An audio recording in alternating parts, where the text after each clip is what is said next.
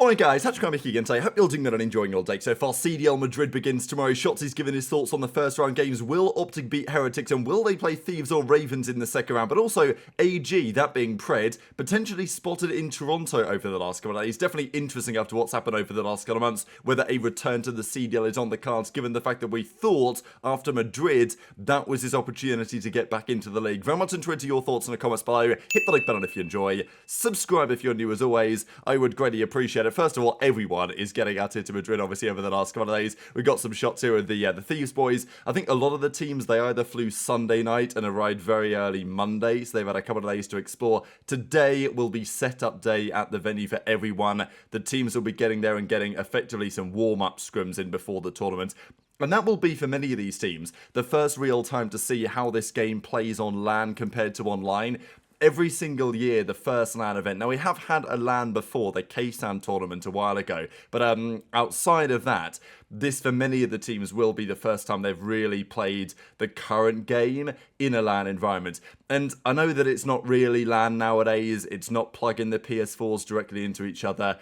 It is still on a server, it's just you're in the same place. But the game still, according to the pros anyway, feels different pretty much all the time. Of course, here are the Cloud9 guys as well, looking forward to the weekend. Couple of glasses of sangria in hand for the boys here, but they will hope maybe that the weapon balancing is similar enough, or maybe the ARs feel a little bit better. It's often a talking point that when they go to LAN, maybe the SMG gets a bit better, maybe it gets a bit worse. So today will be quite telling for that. I think many of the teams will be trying to figure out what's going on. Boston have their whole crew here as well, including Doug is here as well, which is actually pretty cool to see. Of course, Doug is not officially involved with, well, he is on Boston Breach. If you look at his bio, it says Boston Breach, but it's kind of unclear exactly what, parts Doug is playing in the franchise. Of course, we theorized last season that he's kind of been general managing the team, certainly after, the Dens and Zed thing fell through and was no longer a thing. So, yeah, he's here with the Boston boys. They are the third seed for the tournament, let's not forget. It's just, unfortunately for them, they have a rather challenging bracket because they play FaZe first round. But if they beat FaZe, I mean, wow, that would be mega. They play Toronto or Surge. If they lose to FaZe, they have definitely a doable losers bracket run all the way through the tournament, potentially. So, yeah, who's the dark horse? Kind of difficult to say. There's a couple of teams I would say in the conversation for dark horse. Ravens, I guess, have to be one of them. But, look, they delivered at the minor a second place. Whether they can execute that at the major again, it's probably going to rely on some good search and destroy. But look, they play Thieves in the first round, a team that is not unbeatable by any means as we have seen recently. And I thought this is a great video actually here of the Airbnb that the Ravens guys have. So some are staying at hotels, some are staying at Airbnbs. TJ's walking around having a good time. Looks like a great spot Ravens have found here actually. But I thought this video was pretty funny really, because as Brian Saint comes back into the main room, TJ's having a great time, and then all the other boys are just doom scrolling on whatever platform they're on, probably Twitter or something. So yeah, you got Gwinn, you got Vivid, and then Slash are all sitting down. Look, at the end of the day, they're working, right? They are here to deliver a result this weekend. It may be the best chance. Often you tend to see the first major of the season. That maybe is the opportunity for some sort of upset result. But yeah, Ravens are looking good, having a good time going into the event. Are they, what are they going to deliver? They have a difficult first round game. I know that Scrappy was talking about the McDonald's as well. I always find it funny when these NA players come to Europe, because it doesn't often happen, right? And it always used to be a thing when the Americans would come to the UK, they would just love going to Nando's for some reason. That's just all they wanted to do. And I don't know if there's anything similar they can employ here in Madrid. Of course, Scrappy used to be part of Toronto, who are associated with running this event, so maybe there's something in that. But yeah, Clay and many of the other pros, I imagine, struggling to some degree with the jet lag, because some of the pros flew out Monday night if they played a match on Sunday, and fair enough. So but that will give them kind of one less day maybe to make sure they're all good to go. It's not horrific in terms of time difference, it's just not great for many of the pros. At least if they're flying from Dallas, it's going to be 6 hours to UK time and then 1 more hour to Madrid time, Central European. So that's a 7-hour time difference. Not great. And if you're flying from the Pacific time, as some of the teams will be, that's 9 hours. So, you know, it's quite a challenge, but a lot of these teams will play 1 game a day, maybe 2. So they should be all right if they manage it properly. And that's kind of the job of the management and stuff, to make sure the players get that stuff locked in. Obviously, Dashy and the OpTic guys were looking around town yesterday as well. I think Kenny's filming a vlog this weekend. You can actually see it in this shot here. We got Dashy, Karma, Paige, see Huke in the background. This is Ken having a good time with his little vlog camera thing. So, yeah, it's going to be good to see. Who's going to deliver in Madrid? How's the event going to go? I've no idea. I'm going to get to the venue today for the first time to see how everything's getting set up, really. And the pros will, of course, be there as well to, as I say, get their warm-up scrims before the weekends. It is a thing. I think even OpTic, it was the case for them going to the World Championship last year.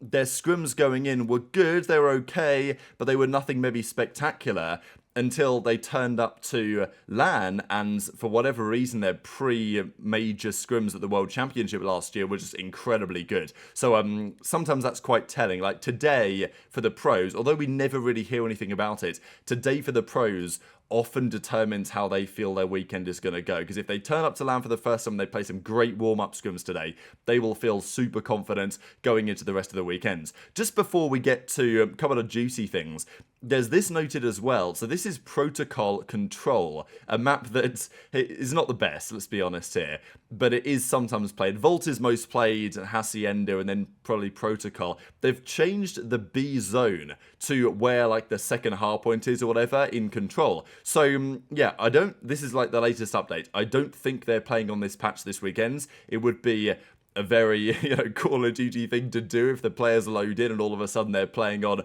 the new patch, which has just dropped and it changes protocol dramatically. We've seen it before. We're probably not going to see it this time. I think that the CDL will be on top of that. But yeah, just to change the note for you guys going forwards. And before we get to what Shotzzy had to say on the state of the progress of the league, just wanted to show you guys this. Now, I think this is on Snapchat. aG's not put anything on his Instagram story, so I don't follow him on here or anything, but it does appear to be him. And, well, here he is in what looks to be Toronto. I mean, I think you can see the sea and tower in the background. So I don't really know if there's anything to read into this at all. I mean, it may not be, but I think people are saying that it probably is. But even if it is, does it really matter? It might be there on holiday. But is there anything going on there, right? Because we've not really heard much from Pred in a little while after what happened back in December when he was obviously off OpTic, highly controversial circumstances. Huke's come in, done a good job so far. We'll see what happens this weekend on LAN. But Pred was talking when he was first gone, and he was talking around the new year, really, that he would like to come back, and he would intend to come back anyway after Major 1. Now, how everything's gone with his personal circumstances, whether he's better positioned now to make a return than he previously was, we don't really know the answer to these things. But what we do know is that Pred would be a valuable asset if he can play and if teams want him to a team. And I'm sure that teams want him. Certainly teams that are struggling and need some help, they will be thinking about getting aG into the roster. So, is there anything going on there? He's back on North American soil, to say the least, so maybe there's something in that. I'm sure that some teams have thought about getting Pred, assuming he's available. I know there was talk for a little bit of time that, well, if OpTic really underperform at the major, then they'll just get Pred back for Huke.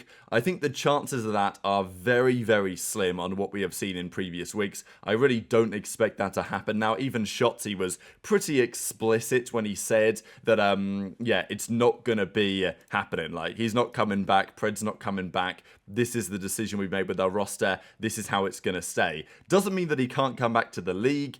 I think if I was a general manager, obviously I'd have my questions. I think even Nadeshot said this after Pred gave his thoughts, and Nadeshot basically said, like, gonna need a bit more if I'm gonna be confident in bringing you into the roster, basically. But I think other teams will at least consider it, assuming he's available. And yeah, he's in Toronto, which is interesting, of course, because getting into Canada different to getting into the US. Not like he can't come to the US either, right? But we know that given the potential visa hurdles that might be happening again if teams want to get aG, I guess he could just come in a tourist visa. Whatever. Don't know what he's up to. Intrigued to your thoughts on that in the comment section below. Did want to share, though, what Shotzzy had to say on the likelihood of OpTic making a run in the tournament. Their bracket, again, it's a classic. They play Heretics in the first round. This should be no surprise. They do this every single tournament. And, Shotzzy is not surprised about it either. It just always tends out to be that Miami will be good enough in the qualifiers to win enough maps, not even necessarily enough series, because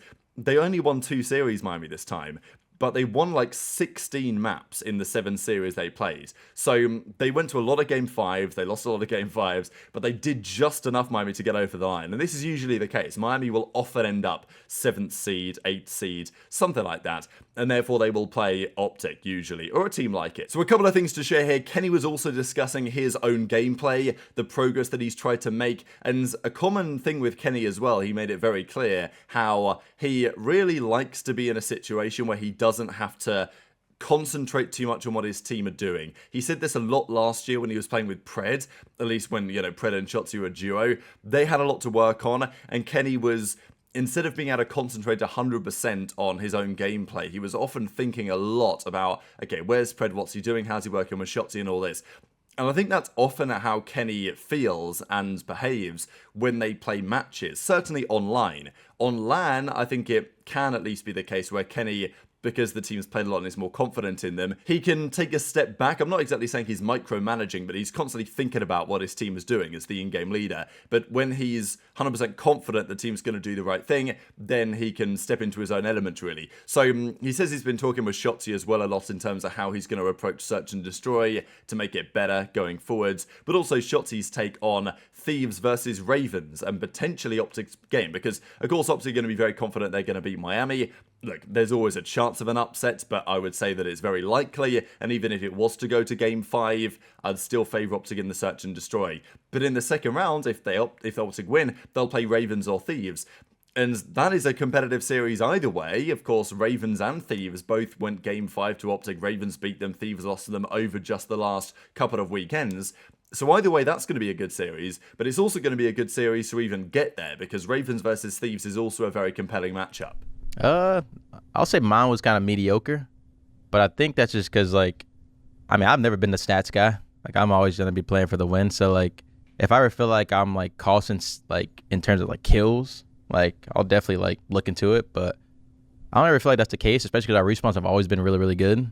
But I feel like S&D is, like, the biggest thing for me, and that's, like, one thing I've been, like, working with, like, Ant, especially Ant a lot, like, talking to him about, like, getting me comfortable and like what I'm doing on the map and like trying to figure out what our game plan is as a team, because that's always been my thing. Like, I'm always comfortable when I understand like how to read the map as a whole, even if I'm not, like, if I'm playing A and then I can read what's happening at B. Like, that's always what I'm comfortable with. I can just shoot my gun and not really think. So I feel like that was like the main thing for me throughout this whole stage, was like figuring out my S&D and kind of figuring out what I like to do and what I want to do, and as a whole, like getting our communication and our chemistry up in like S&D.